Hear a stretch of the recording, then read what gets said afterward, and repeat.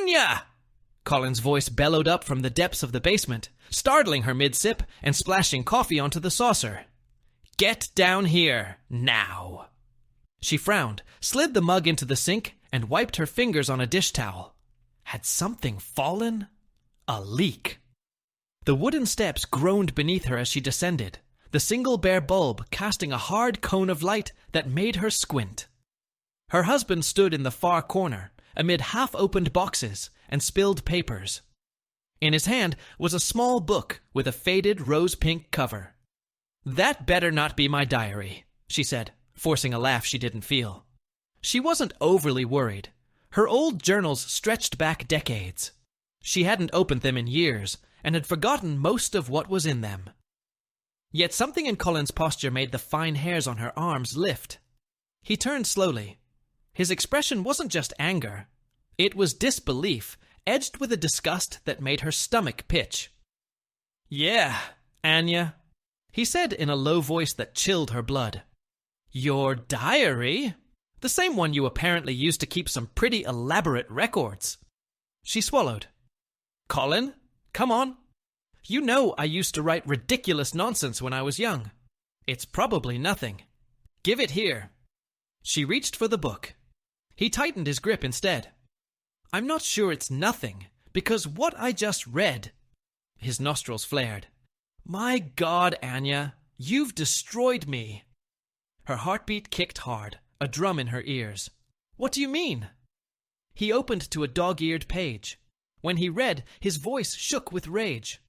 "I wish Colin would agree to marry me sooner, but I'm so tired of waiting.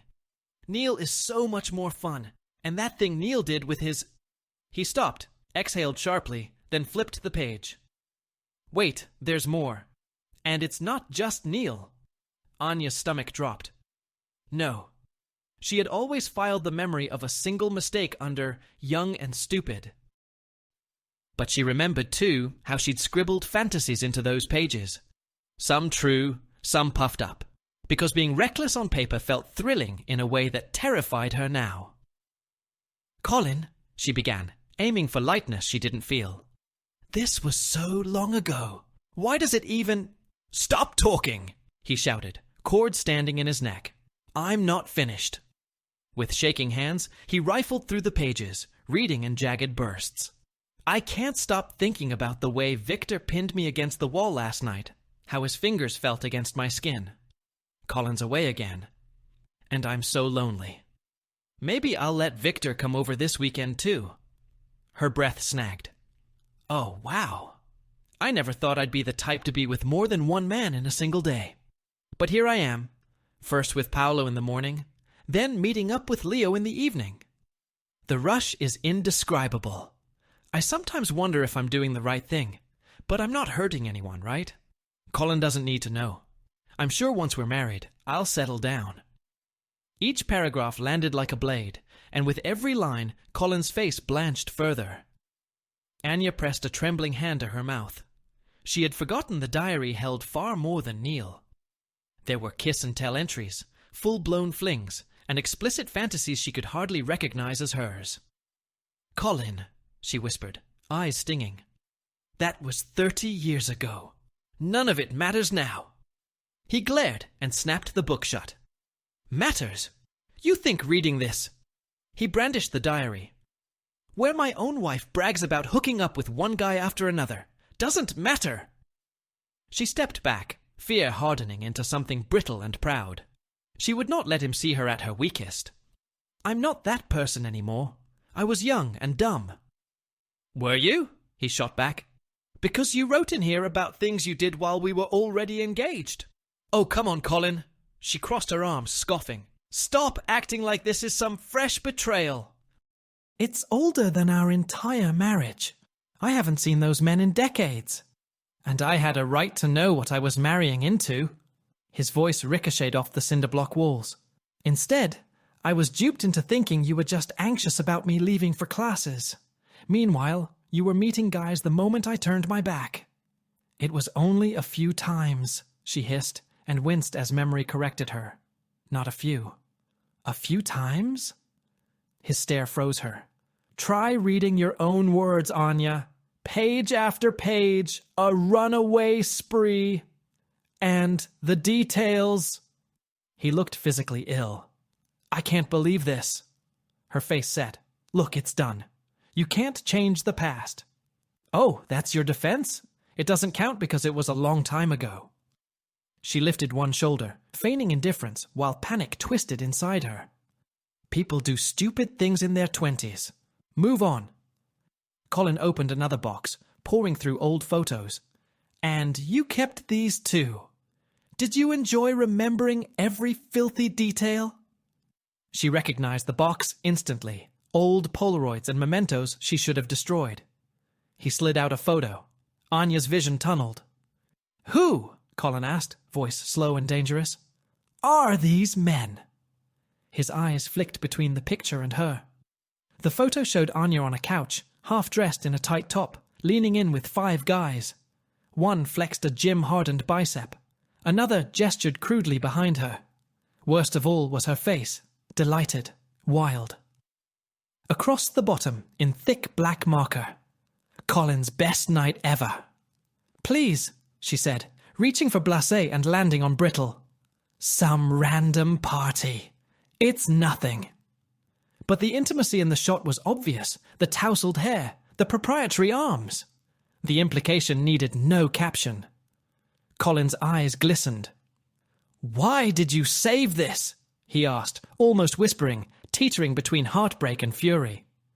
Why keep any relic that spits on our trust? I forgot it existed, she muttered, the shrug jerky. He let the photo fall like it burned. Get out. Colin. I said get out. She stormed upstairs with tears stinging, her mouth twisted into a rebellious scowl. This is insane, she muttered. After so many good years, he'd throw it away over ancient history? Why go digging in the basement anyway? He followed moments later, the diary and a fistful of photos clutched like evidence. You're going to your parents, he said flatly. The calm was worse than shouting. You can't banish me. I live here too. Not anymore. Not until I decide what to do with this. He lifted the diary. Do you have any idea how humiliating this is? For 30 years, I believed in a marriage that might have been a lie from day one. She rolled her eyes. If it was a lie, why did we have such a good life? He trembled, breaths ragged. Was it a good life, Anya? Or did you just get bored with cheating and choose the safe bet? This is exactly what I'm talking about, she snapped. You're blowing everything out of proportion. I had a wild streak. People change. His lips thinned. Pack your things, or I'll pack them for you. One look at his face told her he meant it. She turned toward the bedroom. As she shoved clothes into a suitcase, she heard his steps outside the door. Just before she zipped the bag, she saw a framed photo on the nightstand. Colin, their daughter, their son, and her. Matching sweaters, laughing, perfect. She touched the frame and whispered, He'll calm down. He has to. Out in the driveway, Colin stood in the doorway, granite-faced. She hauled her suitcase to the car, head high. This is ridiculous, she said. You'll regret it. He swallowed but said nothing. As she drove off, she saw him in the mirror, the diary cradled like a weapon. In that moment, she hated him almost as much as she hated herself. Word travels fast in a small place. By the time Anya reached her parents' house across town, her phone was buzzing. A message from a friend lit the screen. Elena, are you okay? He's telling everyone at the tavern what he read. Anya swore under her breath. So Colin wasn't just wounded. He was broadcasting. Her parents, both in their 80s, adored Colin. They went pale as Anya explained through gritted teeth that he'd found old diaries. She didn't give details, only that he was overreacting to some affairs before we married. But if it was before you married, her mother asked gently, why is he so angry? It's complicated, Anya muttered, omitting the part about overlapping the engagement, and definitely leaving out the photo with 5 men. Meanwhile, Colin was on a video call with both of their adult children, telling them everything. Everything. Within hours, her daughter's name flashed on the screen. "How could you do that to Dad?" her daughter demanded, voice tight with fury. "Cheating with who knows how many men. That's disgusting." "Watch your tone," Anya snapped, heat rising. "Oh, now you're going to be the stern mother? Dad showed us the pages. He scanned them. You wrote about hooking up with 5 men in the same week while you were engaged. Is that true?" Anya's throat closed. "It's out of context. And it was decades ago." "You lied to him. To us," her daughter hissed. "I looked up to you. Right now, I'm disgusted." The line went dead. Days later, as Anya tried to patch the rift, especially with her daughter who was barely civil, the final bomb fell. Her daughter called with an eerie calm. "Mom, I sent for a DNA kit." Anya froze. The diary timelines flashed like hazard lights. Those weeks, those choices, so near the time her daughter was conceived. She had always told herself the baby was Colin's. Why else never say a word? "What are you talking about?" Anya asked, mouth dry. "A simple DNA test, for genealogy," her daughter said. Then harder. "You know what else it shows." Anya bit her lip. "Honey, those home tests aren't that accurate." "They're accurate enough," came the reply. Dad agreed to test too. "We'll see if it matches." The room tilted. "All right," Anya whispered. "Do what you need to."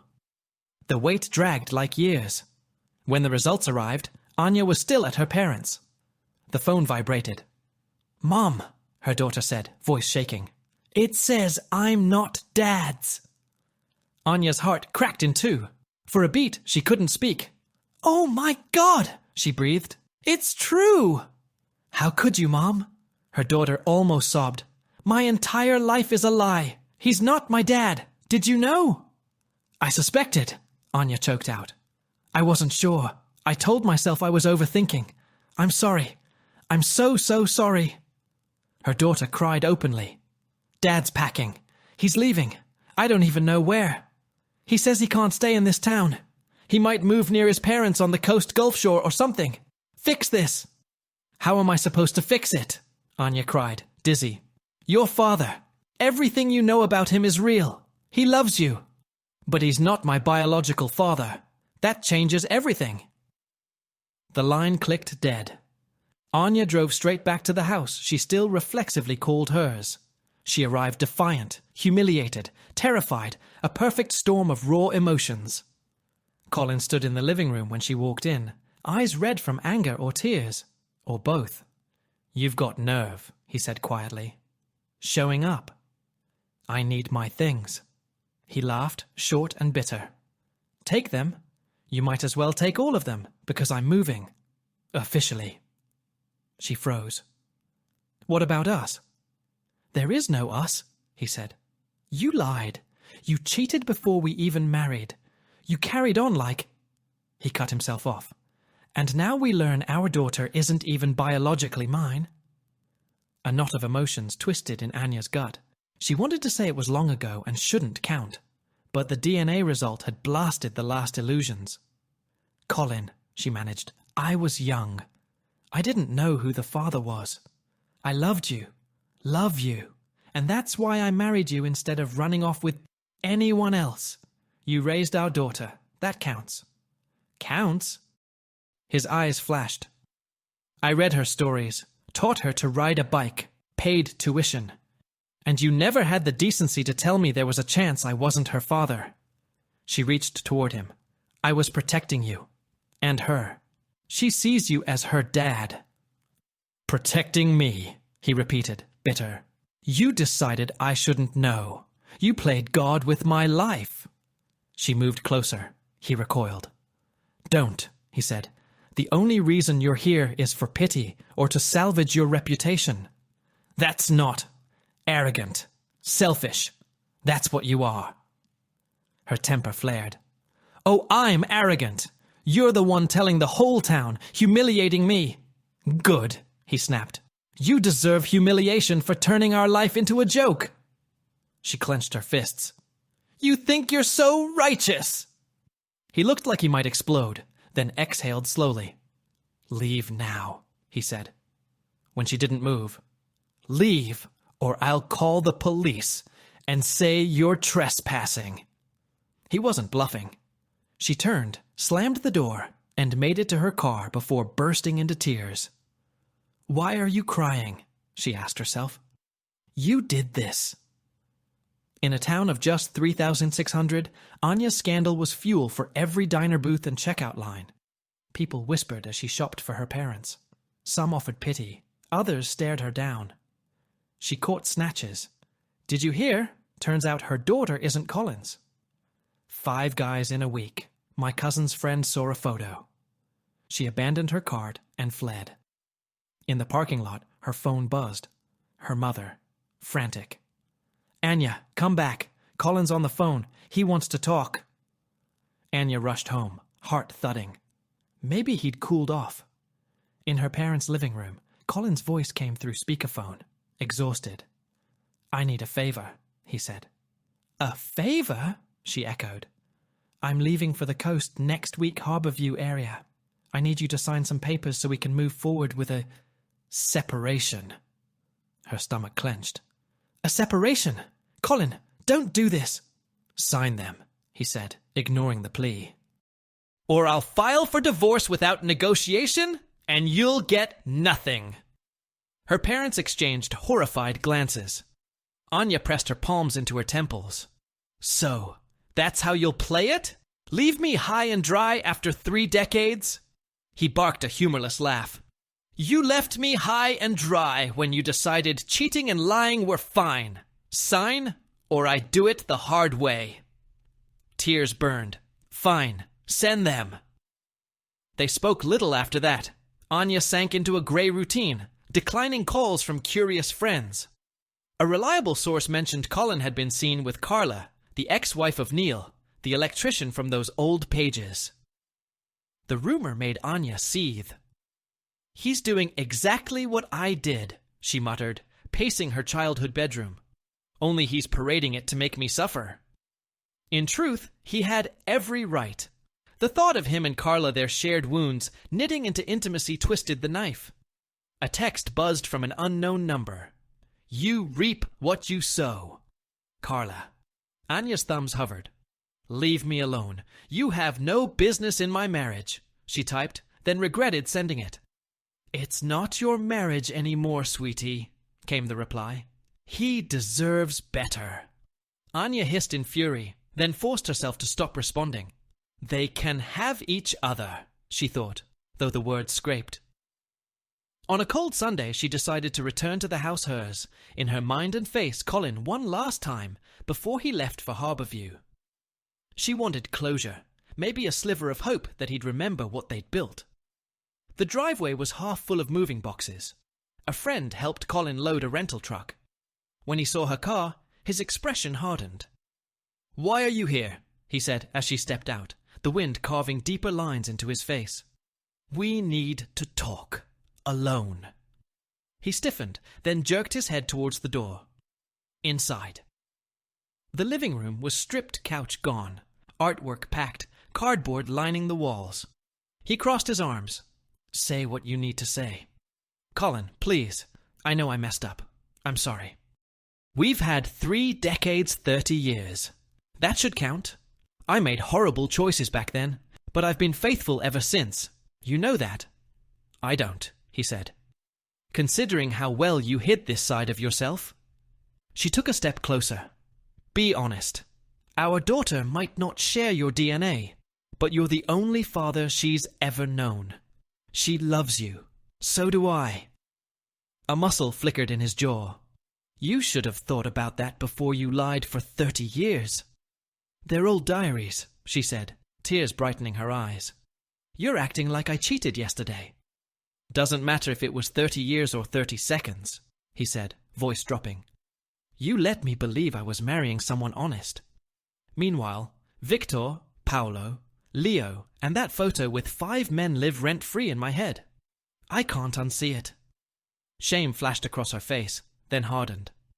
I can't change the past. And I can't change how I feel. Her composure cracked. So that's it? You're leaving me? We're already done in every way that matters.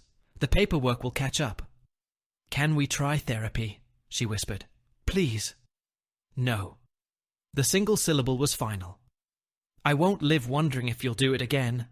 She sagged. So you'd rather run off with Carla? At least Carla isn't hiding diaries, he said coldly. But that's irrelevant. We're finished. You're a hypocrite if you're with her, she snapped. If you can't forgive my past. My God, you still don't get it, he cut in.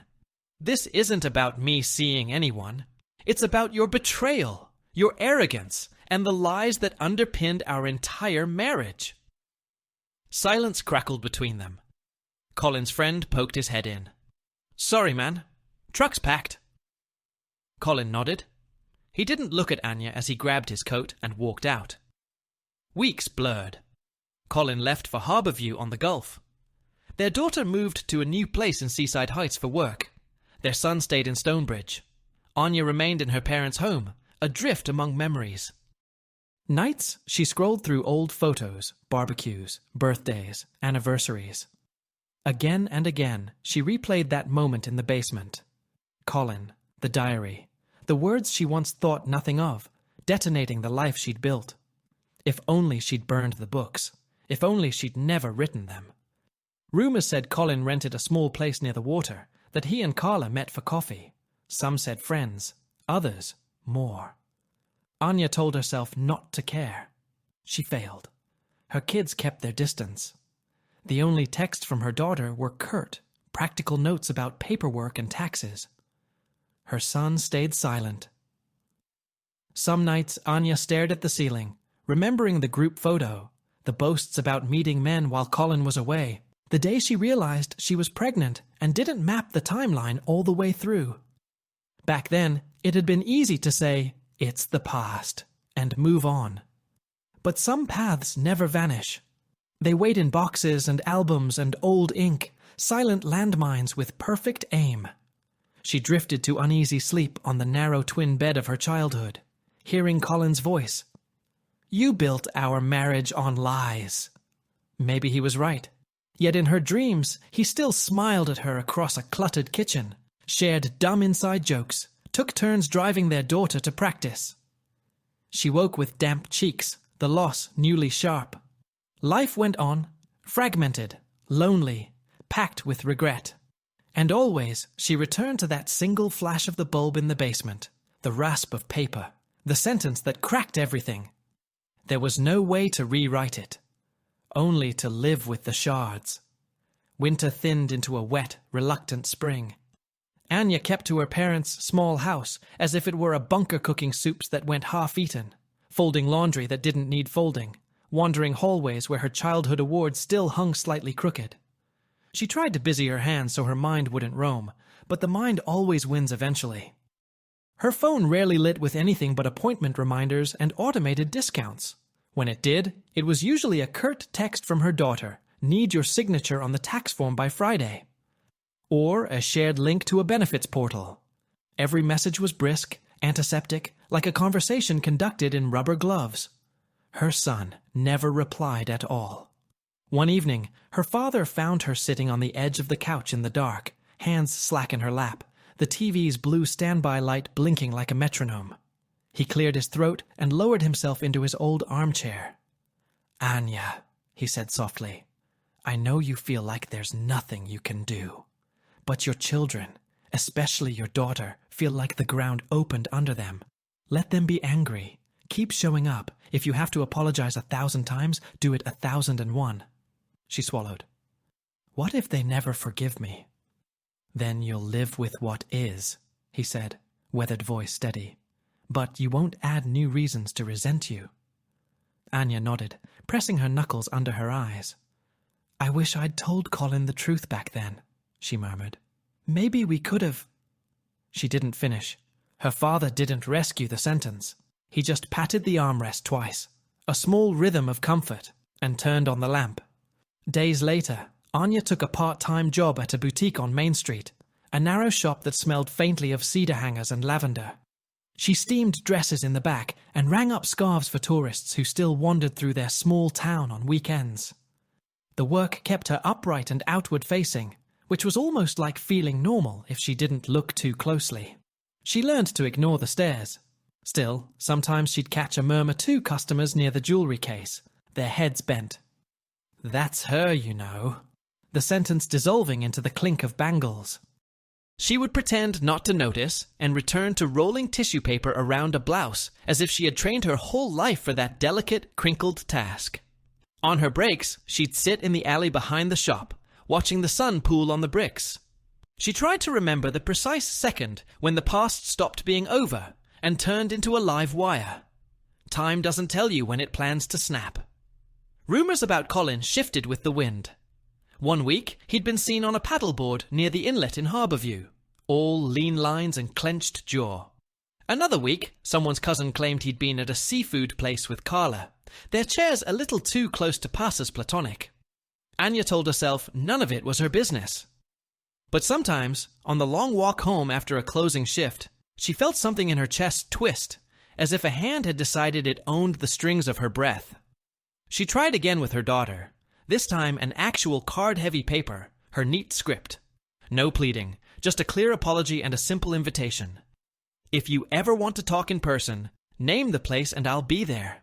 No explanations, no excuses unless you ask for them. I love you." She tucked it in an envelope, added a small pressed ginkgo leaf she'd kept between pages, long before diaries became grenades, and mailed it. No reply came, but at least the stamp was honest. Late one afternoon, as Anya was locking the boutique, her phone buzzed with an unfamiliar Harbourview number. Her thumb hovered before she answered. "Hello?" A man's voice, careful. "Ms. Mellon?" "Yes. This is Paul. I help out with the property management where Colin's renting. He listed you as an emergency contact a while back. He's fine. It's just, he dropped a box while moving something and needed stitches at urgent care. He asked me to let you know someone's staying with the dog." Anya exhaled a breath she didn't realize she'd been holding. "Thank you for telling me," she said, then felt foolish for saying anything more. "How many stitches?" Slipped out anyway. "6, Paul said. "Nothing dramatic. He's grumpy about it, though." "He always is," she said before she could stop herself, a tiny smile ghosting and vanishing. "Thanks again." She stood there on the sidewalk, keys in her palm, fighting the impulse to call Colin, and the equally strong impulse to drive 4 hours and arrive at his door like an apology in human form. Instead, she walked home and made tea she didn't drink. That night, the house creaked the way old houses do, settling and remembering. Anya lay awake, watching the faint strip of streetlight slice across her ceiling. She thought of the basement bulb's hard glare. She could conjure the dust in that cone of light, like she was standing there again. When sleep finally dragged her under, her dreams played their usual reruns. Colin's laugh over a meatloaf gone wrong, their son's gap-toothed grin on the front steps, their daughter squinting at a paint-by-numbers kit. In the morning, loss felt new, like it had arrived overnight instead of months ago. Sundays, she drove her parents to the early service and sat 2 rows from the back, letting the organ fill the rafters. Afterward, the pastor who knew everyone's business by osmosis would clasp her hand and say nothing specific, just, "We're glad you're here." Sometimes, not being named was its own kindness. Once, on a rainy Tuesday, Carla walked into the boutique. She tried on a navy dress and left the fitting room door ajar in a way that asked to be noticed. Anya rang up the purchase without comment. Their eyes met exactly once. There was no triumph in Carla's look, no apology either, only a quiet, almost deflated recognition. "We are both people standing in the aftermath." "Receipt in the bag or by email?" Anya asked, voice neutral.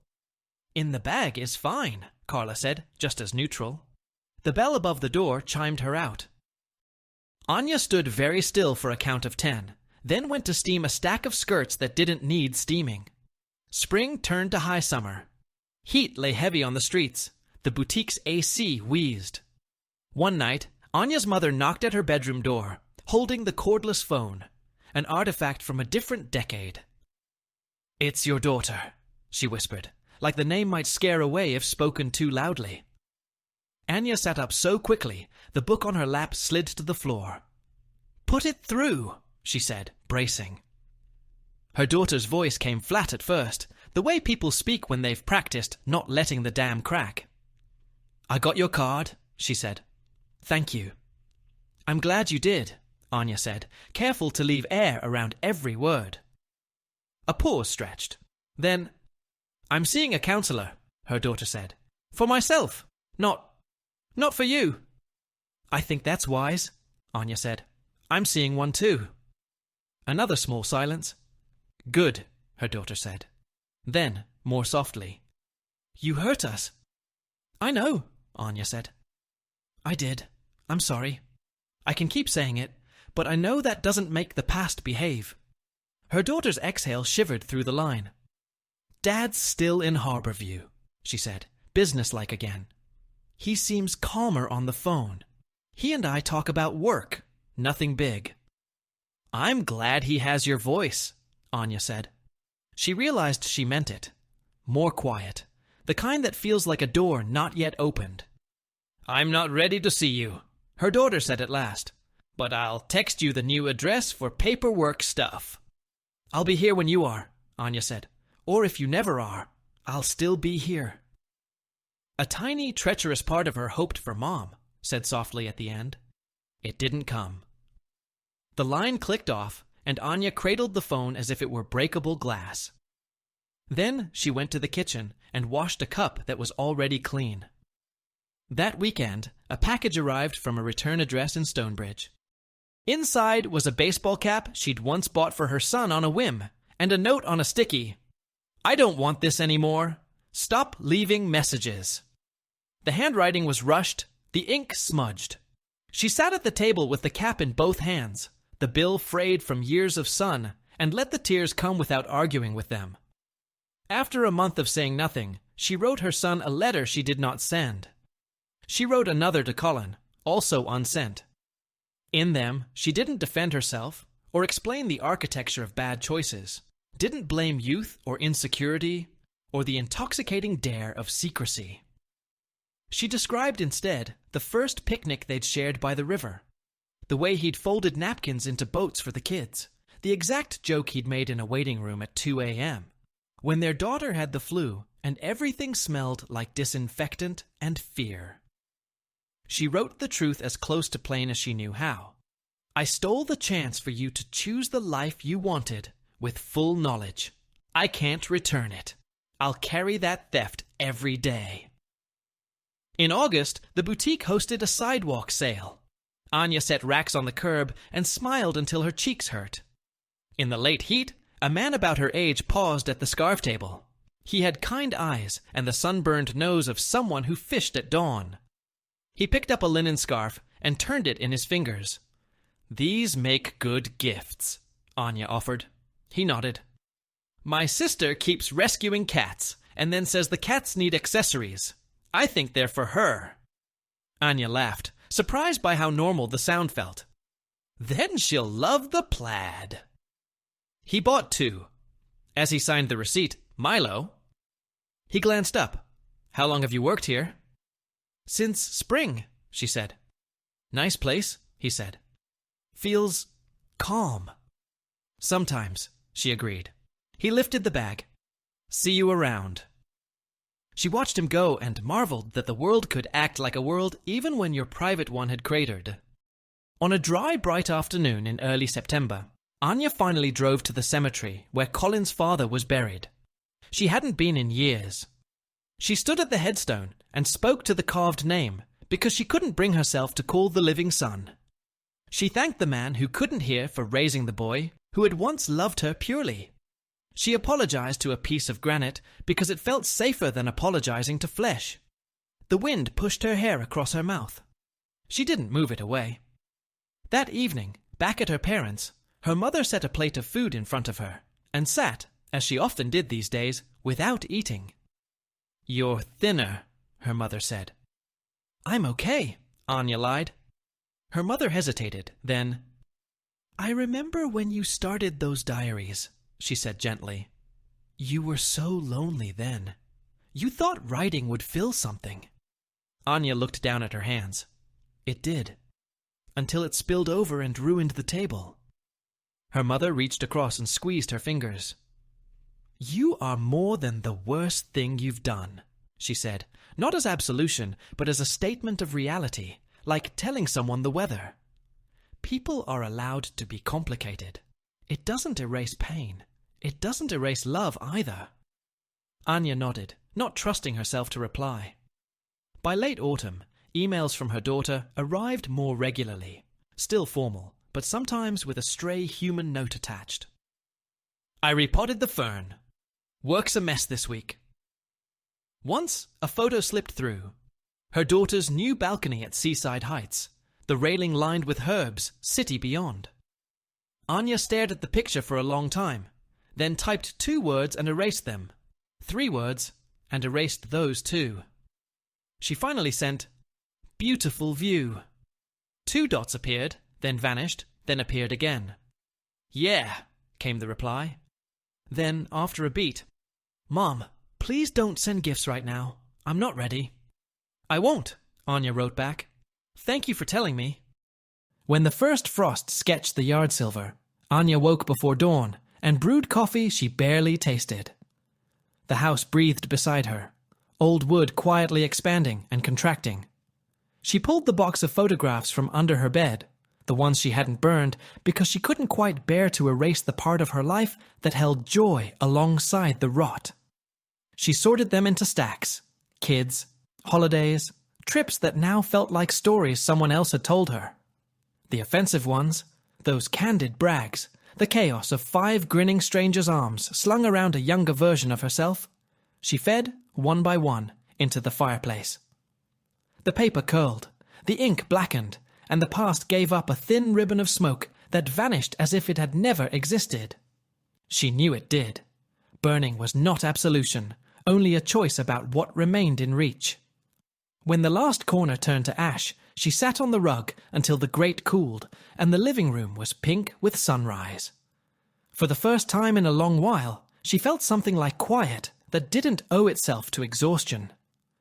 She dressed for work, tucked a lint roller in her bag, and paused at the hall mirror. The lines in her face had set a little deeper this year. Grief draws maps. Still, she was recognizably herself. Not the version who'd written those pages, not the one who'd believed she could outrun ink, just a middle-aged woman who would go learn the day's new inventory and ring up another scarf for another cat. On her way out, her phone buzzed. A text from an unknown number Harborview area code again. "Stitches out," it read. "Healed fine." No signature, but she didn't need one. Anya stood with her coat half on, phone in one hand, keys in the other. She typed, deleted, typed again. In the end, she sent only, "Thank you for the update. I'm glad." 3 dots appeared, vanished, appeared again, then nothing. She slipped the phone into her pocket and stepped onto the porch. The air had a bite that hinted at winter coming, the kind of morning that reminds you there is no weather you can bargain with, only what you wear when you step into it. She locked the door behind her and walked toward the day.